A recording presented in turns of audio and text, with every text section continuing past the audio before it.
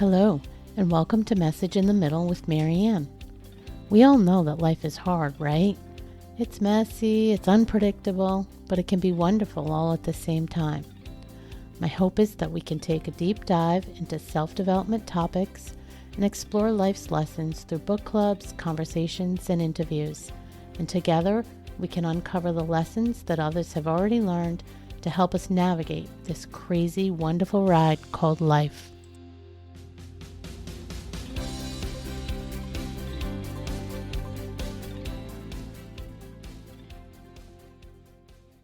Hello and welcome to Message in the Middle. I'm your host, Marianne, and today we're talking about the grit it takes to keep going when everything in you wants to quit, the power of your words to reshape your reality, and what happens when you stop waiting for the perfect moment to start building a life you love. Joining me for the conversation is Phebe Trotman, a Hall of Fame athlete, award-winning entrepreneur, and best-selling author of the book series Never Quit on a Bad Day, Inspiring Stories of Resilience. She's also a speaker, coach, and mentor dedicated to helping individuals and teams reach their highest potential through intentional action and growth-focused mindset. Phebe's journey spans 6 national championships in competitive soccer and top-tier success in the business world. She's earned numerous awards, been named W League Player of the Year, NAIA Women's Soccer Player of the Year, and Global Distributor of the Year, just to name a few. Phebe's passionate about empowering others to celebrate the wins, set and accomplish their goals, build resiliency, and create a life they love. Thank you so much for joining me today, Phebe. I'm glad to have you here with me. Thanks so much, Marianne. I'm really looking forward to our conversation today. So thank you for having me. Of course. I'd love to start out with the beginning of the title of the book series. So, Never Quit on a Bad Day. That's deep just in itself. So let's talk a little bit about that. What does that phrase mean to you? And what made it resonate so much that you decided to build a book series around it? Absolutely. Well, as you said, I mean, the saying in itself is deep. And so it can take on so many meanings for so many different people, depending, and I've even experienced that firsthand, depending on the season of life that I'm in, it takes on different meanings. It's meant, as an athlete, never quit on a bad day is sort of that never quit on, after a bad game, or you didn't make a team, or you're frustrated on it coming back from injury and things aren't going the way. Like that's how it meant, what it meant in kind of that season of life. And then as an entrepreneur, it's like the ups and downs, the frustration, the things aren't happening the way you want it to happen. We'll never quit going and building on your dreams and your goals and just keep showing up, if you will.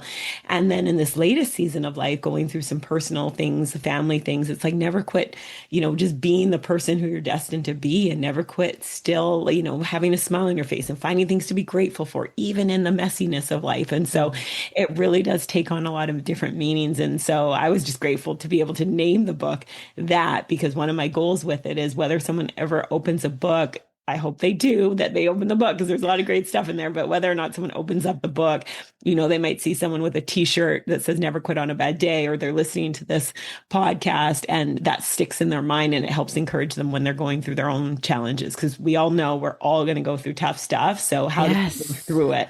And hopefully when they hear that saying, it sticks in their heart and in their head and it helps them stay true to wherever they are in that moment. Well, it sounds like you're normal, like the rest of us, and you've had all these ups and downs in a messy life, because that's, I think, happens to most of us. So is there anything that stands out in your mind? I'm sure there's many. Give me an example of something that stands out where you did feel like throwing in the towel. You did feel like quitting, and sort of what helped you stick it out in that time? Absolutely. So one of the times, I mean, there are many, as you said. I mean, it's like, well, which one in which season? That being said, one is an entrepreneur, where I was, and I shared a deeper story in the book in terms of that journey, where I was going after a goal and wanted to like double rank in my business. And I was just hit with like obstacle after obstacle and frustration. And so it wasn't necessarily I wanted to quit my business. There were other times that I wanted to. However, in that moment, it was a time where I wanted to just quit on that goal for that season because it just felt like everything was like another obstacle, and then something happened and it wasn't really fair, and then this happened and this happened. And really what kept me going was a good friend of mine. And I encourage people, be careful who you share your dreams with, be careful who Yeah. you surround yourself with. Yeah, there's so much power in when you surround yourself with great people. And one dear friend of mine who I shared, I just said, listen, like she knew all the things that happened in that kind of month. And I just said, I'll do it another time. Like, I'm not quitting the business, but I'll just, pause on the goal for right now. And she kind of reframed it. And she was like, well, hold on a second. Like, go back to why you wanted to do it. And you are capable of doing it. So, I know it's been unfair. I know it's been unjust. That being said, refocus on what the goal is that you set out and get back to work, and in a nice, lovely, friendly way of saying. Yeah. And sometimes you need those friends who will speak into your life in that way where it's like, yeah, you know what? That wasn't fair. That wasn't right. Go do it anyways and prove them that even when things aren't fair and aren't right, you're true to who you are and you Yeah. can overcome those obstacles. Yeah. It's interesting. I wasn't thinking about this beforehand, but I am, as you're telling that story, I'm thinking about how sometimes we should quit. Mm-hmm. So how do you make that distinction? Because sometimes it is the right time to quit, and we sort of have to know, when is done, and to be able to walk away and not get stuck in that, sunk cost of it. A lot of us tend to get hung up in well, I've spent X amount of time trying to do this thing, or I've spent X amount of dollars doing this thing, when really we need to look at it differently and say, that's okay, we learned something or whatever, and move on. But so how do you make those distinctions? Absolutely. And I think that is number one, it is a very personal decision that each person has to decide for themselves. Like, when is the time to move on? In the book, I do talk about that because I can hear people when they hear the saying, never quit on a bad day. I joke because I can hear people being like, what do you mean, Phoebe, never quit something? And that's not the case at all. There are times, as you just shared, when we should, whether it's, I like to say, transition. So rather than just quit something, we're transitioning or we're moving forward into something else.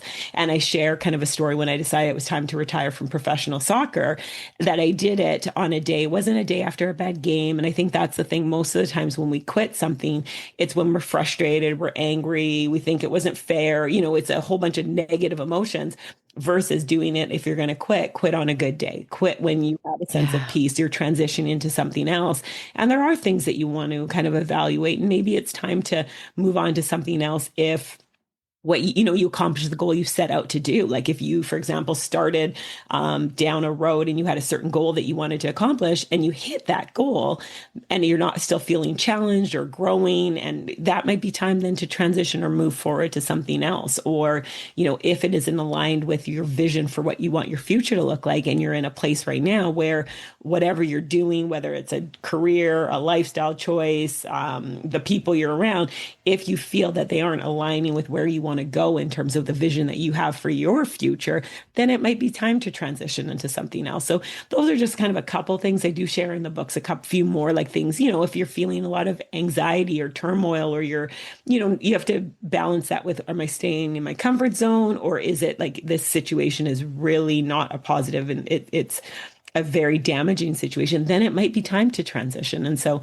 it's something that I think every person, you'll get to those points in your life at some point. And I encourage people to do it, though, when you're doing it from a state of peace, you're doing it from a place of you want to move forward versus, we're quitting something because we're just frustrated with the situation. Right. Yeah. That's the word I was looking for, frustrated. Yeah. Yeah, because that's what I was thinking. I'm glad you brought it there, because I do think all of these decisions take a lot of work to work through. If you're, making them for the right reasons, you're kind of working through them. But I think when you're doing it from a place of frustration, it's probably the wrong time. Might not be the wrong decision, but it probably is the I wrong love time for that. sure. So, yeah. So one of the things that you talk about is how our language matters, and that we can use limiting language, or we can use language that empowers us with success or pushes us towards success, and that we should try to identify the things that are limiting us and switch it around to instead empower us. What's the process that you use when you're walking somebody through that. And can you give us an example of a before and after, maybe? Absolutely, absolutely. And so I'll just say this as well. So the when people go to my website, neverquitonaBadday.com, you can enter your email and you get a free chapter from the book. And in that chapter, the one I chose is one about belief and about limiting versus success-oriented language, as I like to call it. So there'll be more examples that someone can have and kind It's of great. evaluate. And I think the biggest thing is because it's so important for us to evaluate what are we saying to ourselves and what are we saying to others, and how the language that we use to ourselves, whether again we're saying it out loud to ourselves or we're thinking it can either help us move closer to accomplishing our goals, or it can hold us in place, or it can even in some ways set us back, right? And so, for example, one of the ones I always use is try. So, for example, from a standpoint of, let's say one of my goals is a health and fitness goal, and I say like, well, I'm going to try to go to the gym. Well, the moment we say that, we're kind of giving ourselves a little bit of an out, right? It's like, I'm going to try to go to the gym tomorrow. It's like, well, are you? Like, you either are or you aren't, right? And so that kind of gives us like the 1 foot in, 1 foot out kind of process. And so I think it's really important for us to realize how, yeah, are we setting ourselves up for success with the language that we're using, or are we actually in some ways giving ourselves an out? And so that's just one where, I love Yoda, because Yoda has a quote, there is no try, it's either do or do not.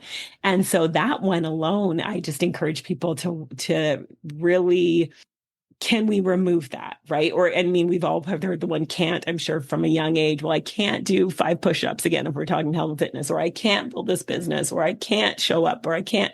As soon as we say that, we just stop ourselves in the track versus saying, well, how can I? Yeah. The moment we just flip that a little bit now, I mean, we don't want to go too scientific and whatnot, but it's our subconscious mind is going to go to work to figure out, well, how can you do that?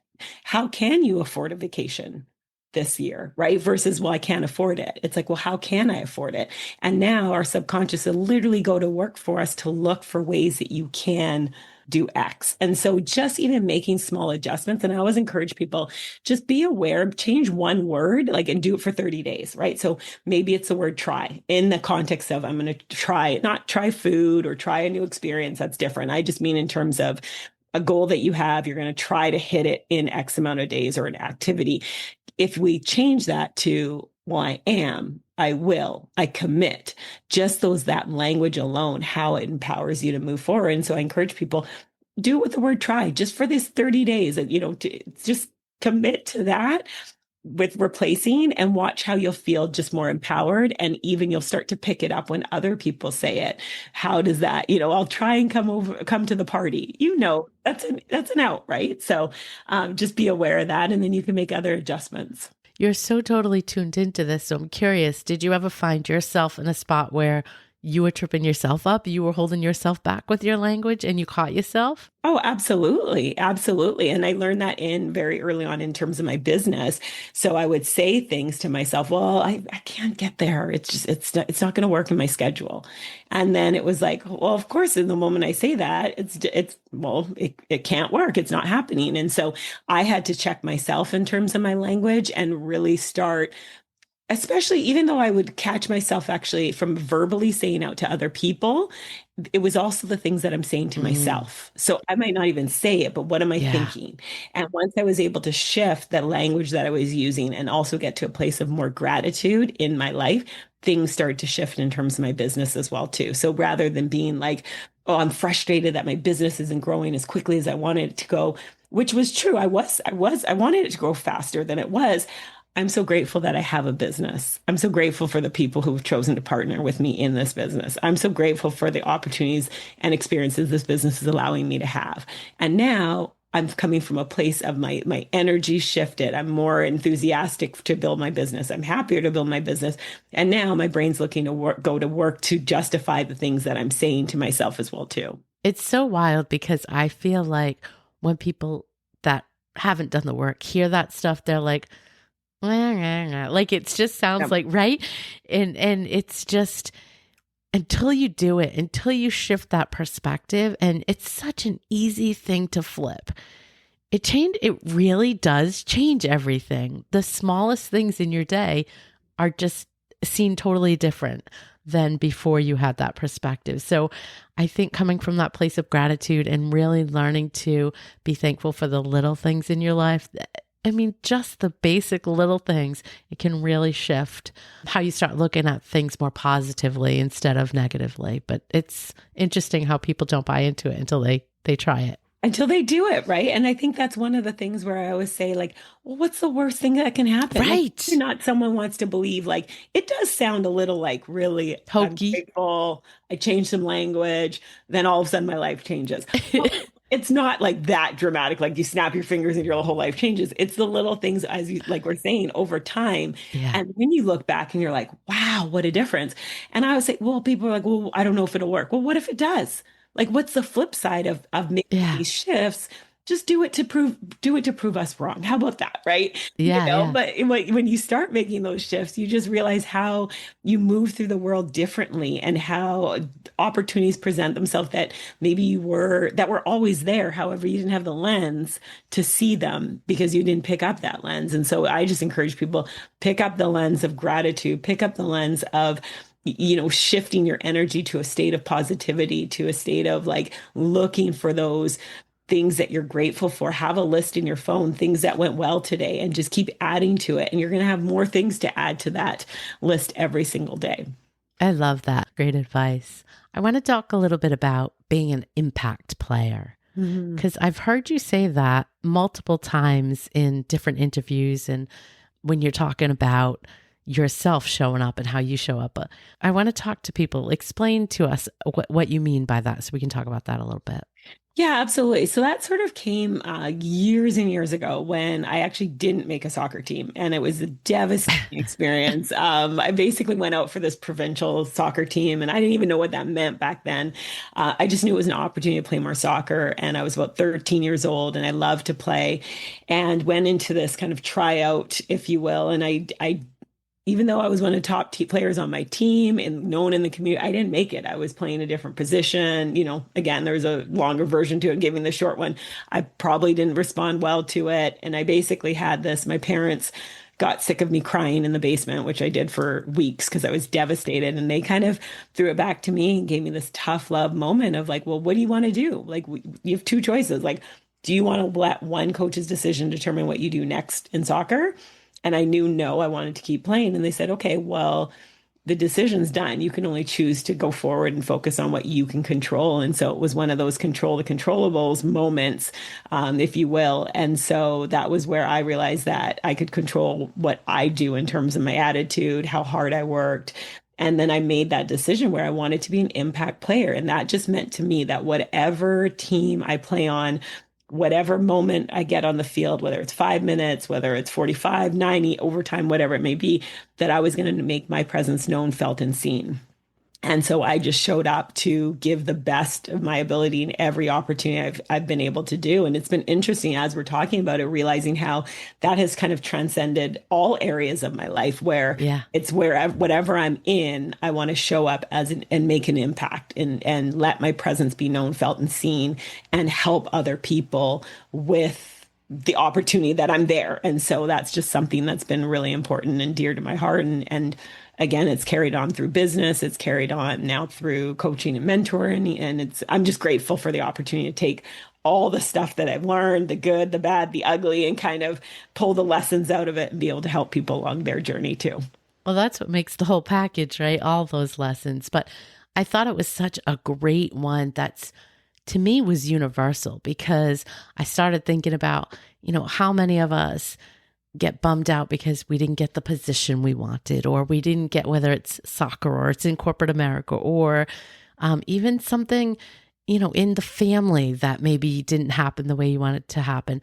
But at the end of the day, it's all about showing up and bringing what you can bring to the table to the best of your ability anyway. And that's the person you want to be, the one that shows up and brings all of you regardless, not being petty about not getting the position or all the whys and getting hung up in all of that. It's still showing up day after day, time after time, bringing everything you can to the table. So I just thought it was a great universal message. So I wanted to pull that out. Good on you for learning it early. And your parents, I guess, good for your parents too, pushing you. Oh, yeah. I think, I think back so many times to that moment and had my parents had a different approach of like, you know what, you're right, that isn't fair. Let's call the coach or let's, Yeah. you know, how differently my life could have been really and truly, because that was such a huge pivotal moment in my career as an athlete, as a person, and it's just it's been a lesson I've had to continue to replay in my mind over and over again. And so I'm so grateful for the parents that I had and the less and the amount of work they did in terms of their own personal development journey to be able to share that lesson, because they both were big readers. So that's where I've got my love for reading from. They read a lot of books. They went through a lot of like leadership and personal growth. And so they learned those lessons and they were able to share those with me as well growing up. Yeah, you were lucky, lucky girl. Very fortunate. So, talk to me a little bit about how you balance, and I use that word on purpose. I know it can be controversial, but how you balance ambition and rest, because there's a lot of talk about the hustle culture, and we've all got, well, not all, but a lot of us have gotten caught up in it at one time or another, right? And many of us have since retrained ourselves to sort of step out of that. But it is easy to get caught up in again. And I think about, especially like professional athletes and some of the things that you've been part of, I could see how that could be really easy to get caught back up in. So how do you balance that? What do you put in place to make sure you're in check? That is such a great question. And it's one that over this last year of life, I've wrestled with, because I am such a like, let's go, let's go, let's go, next goal, let's go, let's go, what's next? Come on, Yeah. type of person. And over the last so personal story, like in terms of my mom suffered from dementia and I was her primary caregiver.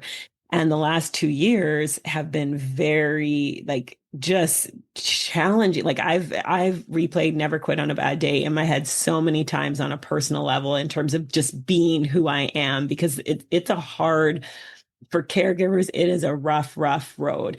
And so I've had to kind of slow down and reevaluate, well, what's truly important. And so having the time to like just be with my mom and realizing like, well, what are my core values? Like, and family's always been, one of the reasons that I, chose an online business in the first place. One of my big whys was to be able to be there for my friends and family. And so it was like, here we are. And I went through a lot with my dad when my dad was sick, and how he passed, and like going through that journey of grief. And so with now going through something like this with my mom, having to just go, well, what is ultimately important to me? And for me, it's time with my friends and family, and taking that time. And sadly, she passed the end of last year. And so I've had to navigate now this road of grief and going like, okay, well, who said I have to, originally my goal was 4 books in 4 years out of the series. And I was like, wait a second, who said that? I Yeah. said that. So you know what? No, that's okay. Like I can slow down and just go, what does Phebe Trotman need right now in this moment? And in it, it's a lot of time with friends and family. It's a lot of kind of figuring out me in some ways again, and just taking a step back. And I think one of the things that is so important for people to do is, I always call it like your dream day, and look forward into the future, and what do you want your dream day to look like from the moment you open your eyes to the moment you go to bed, and like write it in the present language and really get in the feeling of it. And when I reflect on that, it's always been about friends and family. It's always that is the theme. Every time I've redone that exercise, it comes down to, who am I spending my time with? And so, yeah, there's nice things that we can have the list of things that we want to do and experience. And, it takes resources to be able to do that. And that's fine as well. However, at the end of the day, what is going to make your heart feel at peace? What is going to make your heart feel joyful? What is going to make your heart go, I showed up in the way that I wanted to show up? And oftentimes that's with your friends and family. And so I just keep reminding myself of that when I get caught up in this, like, well, what's next? And what? It's like, Yeah. well, wait, what are my core values? What's Yeah. really important? What does my dream day look like? And then I just take a big deep breath, go through what I'm grateful for, and then move forward from there. That sounds like a super healthy approach to it, because understanding your core values is key to it all. but Mhm. really reevaluating. So having that day, future day, and reevaluating against what are my core values today when you do those exercises, I think can help keep us in check. I do want to say, and I've said this a zillion times, but I'll say it again today, it's a practice. It's not linear. So for you going through this now, you will again get sucked in for a minute and have to pull yourself. I can see your face and pull yourself back out, right? Because I'm saying that just out of my own experience. It's very easy to get caught right back up into it. And the good news is when you become more aware and you've practiced pulling yourself and having those exercises of reevaluating, it gets much easier to spot and much easier to step back out of. But it is sort of something you have to constantly practice. Does that make sense? Absolutely. Oh, yeah. Oh, I wholeheartedly agree with you on that one. It's an ongoing Yeah. process. And there are going to be those seasons where it's time to sprint. Yeah. And that's okay. And for some people, it might be, they might be listening and they might be in that sprint season. And that's okay. Because there are times where you might want to lean into a goal and really hit it hard and all in. Just evaluate what does all in mean for you. And at the time, what are you possibly sacrificing? And does that make sense for where you're at right now and what you want your life to look like? Because the biggest thing, and I always teach and train on this, is like, we can get so caught up in the word success and what success looks like for person B and person C and person D. The end of the day, every person needs to sit and pause and go, well, what does success truly look like for me? And I think for success, I look at it as like what brings your heart joy, what makes you smile, what when you close your eyes at night, you're like, oh, what a moment or a day, or Yeah. I'm just so like that to me is what it comes down to. And so when you get the clarity of what success looks like for you, then you can start designing your life in that way that it aligns with what your ultimate goal of success is, because it is so easy in social media culture and in we can just get caught up in like, well, I want to travel here. Well, do you really want to go there? Like, I love to go to hot tropical vacations like that.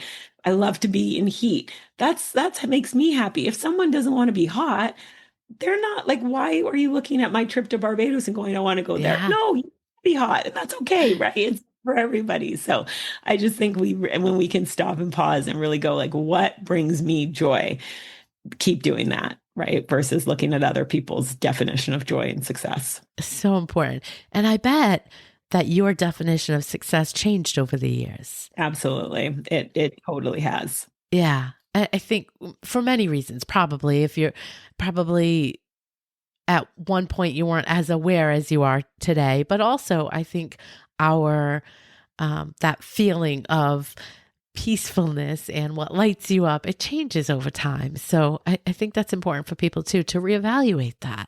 Absolutely, because we grow as people, right? And as Yeah. we have experiences, some of those experiences that often they might not be the most pleasant, they might be tough situations, but as you go through them, and I like to say you grow through them, your Yeah. perspective on life changes, what fills you up changes. Now for me, like I'm so in the moment of like, what brings joy right now, because I know how quickly in an instant our lives can change through multiple things that I've experienced over my life. And so you get to that point where, yeah, if you truly take a moment and pause and think about your life, you realize how quickly the years go by and how quickly things can shift. And then that for me is like, okay, I'm going to enjoy this moment right now because I don't know what tomorrow brings, right? And Yeah. so it's just so important. And I think, yeah, as you said, so giving yourself permission to go, well, brought me joy 5 years ago may not be what brings me joy today. And it might not be what brings me joy in 5 years. And that's Yeah. okay as well. Yeah. Yeah. Good stuff. So if there was one message that you could leave with our audience, what would it be? I'm going to go back to, it's going to sound so like someone's going to roll their eyes, and that's okay. That's okay. I appreciate it because I probably I was the eye roller before, but I was too. right? I just was like, oh yeah, gratitude. Okay, sure.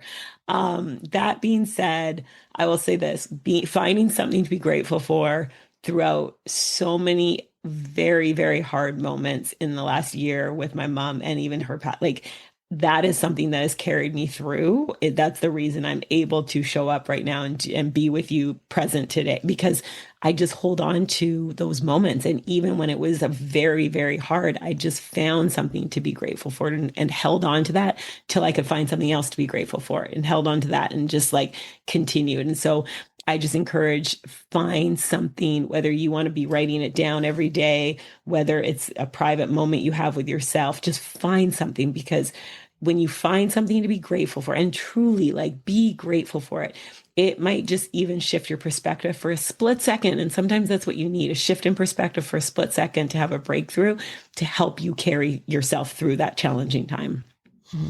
I love that. I'm curious. We both jokingly saying that we would be the people with rolling our eyes. Do you know what changed your mind? When did it shift for you and why? Yeah, I think I've always been a pretty grateful person. Now, when I say that, I mean I was always like on the happier side of life. However, I remember I wasn't super intentional with being grateful. And so what I mean by that is I was actually at a leadership retreat for the company, my business company that I was building. And I remember I was sitting at this airport. So I just finished this leadership retreat. I'm in Orlando. I'm at the airport and I was just frustrated. Like I just came off a great retreat. However, I was frustrated because I hadn't, like, again, business wasn't growing the way I wanted it to and all this stuff. And I just was like, like kind of like, poor me, poor me. And then it was like this moment where I was like, wait a second, I'm in Orlando. Like I just was in Orlando. It's cold back home. I live in Vancouver. It was, I think, I don't remember exactly the month, but it was like, I'm in beautiful Orlando. I just came off this and I'm mad because my business isn't growing like, and it just was this reality check. And so what I did was I call it my gratitude gems because it hit me in my mind. I was almost like this miner and I was going for this pot of gold. And I was like, well, when I get there, everything will be great. And I'm just digging away. Yeah. And so I use this like comparison, this analogy. It's almost like I'm mining, looking for this pot of gold. And then I come across another gem, but I'm like, well, it's not my pot of gold. Forget that. And I throw it away. And just, that's basically what I was doing. And so I had this kind of moment with myself. And I said, okay, I'm going to list all the things that have happened since I started building this business, all the people I've met, all the experiences I've had, the money that I have generated, what that's allowed me to do. And I just started listing all these things that I had to be grateful for. And it completely shifted my perspective because I realized even though I hadn't hit my quote unquote pot of gold at that time, there were all these other things that have happened because I kept going and kept building. And so that was such a shift. And that's when I became super intentional. And I literally set reminder on my phone. So every single day, it still does to this day at 9:10 p.m. Pacific, it pops up and it says, I'm so happy and grateful that. And I just take a moment and sometimes it's 1 minute, sometimes it's 5 minutes, sometimes it's longer. And I just go through what am I grateful for? And now it's even more like I'm always thinking of things and reflecting on what I'm grateful for. However, it was that turning point and being intentional with it that changed from there. I love that story. And I love that reminder. That's a great one for people to just pop into their phone and get the prompt because sometimes even though they have intentions to try to write it in their journal or open that journal. And yes, guys, I use air quotes around try. If you have that prompt come up on your phone, it's going to stop you and you're going to think about it. You're just going to do it. So it's a great tip. Yeah. It was a great way to start with that because then again, it just forced that time to take a pause. And so from there, it helped me. I think the key is to be intentional in the beginning, and then the intentionality will continue. However, we have to put something in place to force us in a way to break that change of thought, to flip it. And so that's just one way someone can do that. Yeah. So I'm curious about the limiting beliefs and sort of how they've shown up in your life, because it sounds like you have been pretty positive and you had positive parents, and other than, maybe not getting the position you wanted on the team or something like that, that was an event happening. But do you have those thoughts, or have you had to stop those thoughts occurring that have been not promoting all of this success and not pushing you forward and kind of holding you back? And have you noticed them?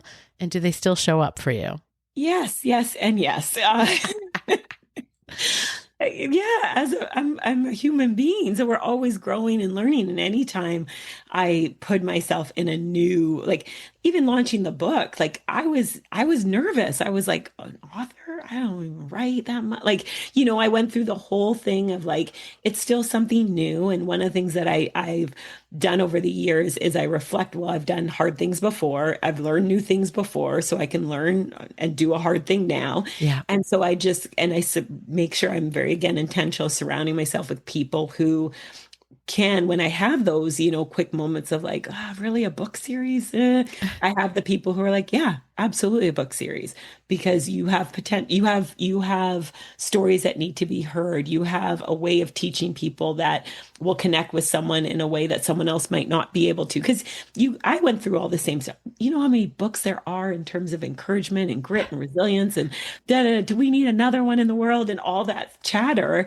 And then it's how quickly can I shift that chatter? And that's Yeah. one of the things I think that as you continue to be intentional with growing and lead in personal development, and it's not that the limiting beliefs totally go away, it's you catch them faster and you can replace them quicker. Yeah. And I think that's one thing that I've been very good at learning over the years. When the thought pops up, how quickly can I flip it? And now I can flip it very quickly. I still get nervous. I still go through the chatter. I just change the thought as fast as I can. And a lot of times it is through either finding something to be grateful for, reflecting on something I've done that's hard in the past, or sometimes it's just reaching out to someone who I can have that will speak some life into me and be Sense like, into you. what are you, yeah, like, what are you talking about? Of course you can do this, yeah, I got other things to do. Go do it and you'll be fine kind of conversation. So It was definitely a loaded question because I knew I knew that's how you would answer, but I think that sometimes people don't. Like they see they see the soundbite on social media or they see your success and they're like, well, she's got it all together. She's confident. She was an athlete. She's had her own business. She's written books, right? And I think it's easier for people to see those kind of things and say, I can't do that or I can't be that or I have.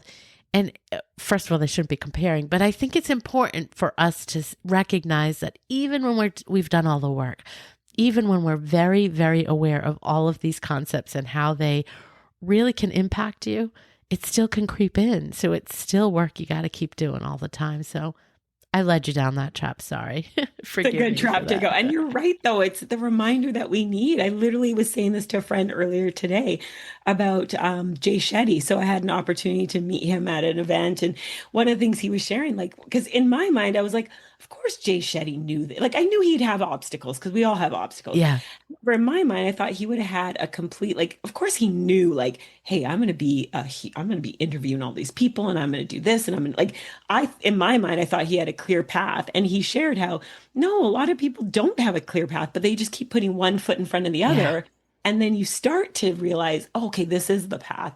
And it's interesting as you're sharing that, because him saying that, I was like, wait, Jay Shetty didn't know exactly. Okay, we're good, in a lot Right. of ways. So I'm Right. glad that you said that because that was just an experience that it was a lesson I needed to hear again too. Yeah, it's a great reminder that we really are so similar, all of us. And the journey is, the little pieces are different, but it's the overall journey is very similar for all of us. We go through all these same things. So it's important to hear.